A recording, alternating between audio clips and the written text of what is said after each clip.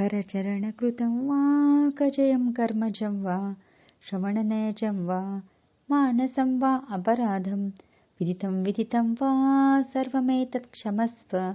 जय जय करुणाब्धे श्री प्रभो साईनाथ। श्री सच्चिदानंद सद्गुरु साईनाथ महाराज की जय।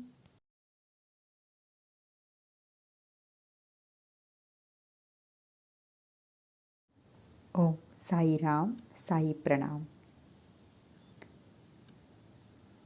ಪ್ರತಿಯೋರ್ವರ ಜೀವನದಲ್ಲಿಯೂ ಇಬ್ಬರು ಗುರುಗಳು ಯಾವುದಾದರೂ ರೂಪದಲ್ಲಿ ಯಾವುದೇ ಒಂದು ಸ್ಥಿತಿಯಲ್ಲಿ ತಮ್ಮ ಅನುಕರಣೆಯನ್ನು, ತಮ್ಮ ಆಶೀರ್ವಾದವನ್ನು ಕೋರಿಯೇ ಇರುತ್ತಾರೆ.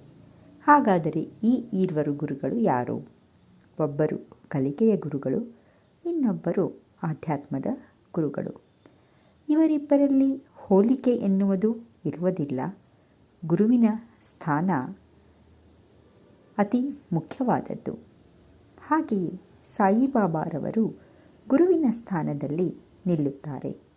ಜಾತಿ, ಧರ್ಮ ಹಾಗೂ ಸಮಾಜದ ಎಲ್ಲ ವರ್ಗದ ಜನರನ್ನು ಮೀರಿ ನಿಂತ ಗುರುವು ಅವರಾಗುತ್ತಾರೆ ಅಲ್ಲವೇ?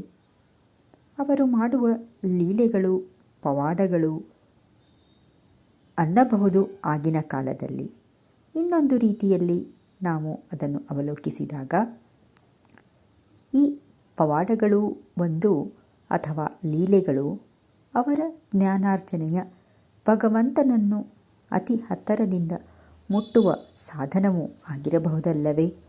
ಆ ಸಾಧನೆಯಲ್ಲಿ ಅವರ ಅನುಗುಣಕ್ಕಾಗಿ ಅವರ ಜ್ಞಾನಾರ್ಜನೆಯಲ್ಲಿ ಮಿಂದ ಭಕ್ತವೃಂದವೇ ಮಾಡಿದ ಪುಣ್ಯವೆಂದು ತಿಳಿಯುತ್ತದೆ.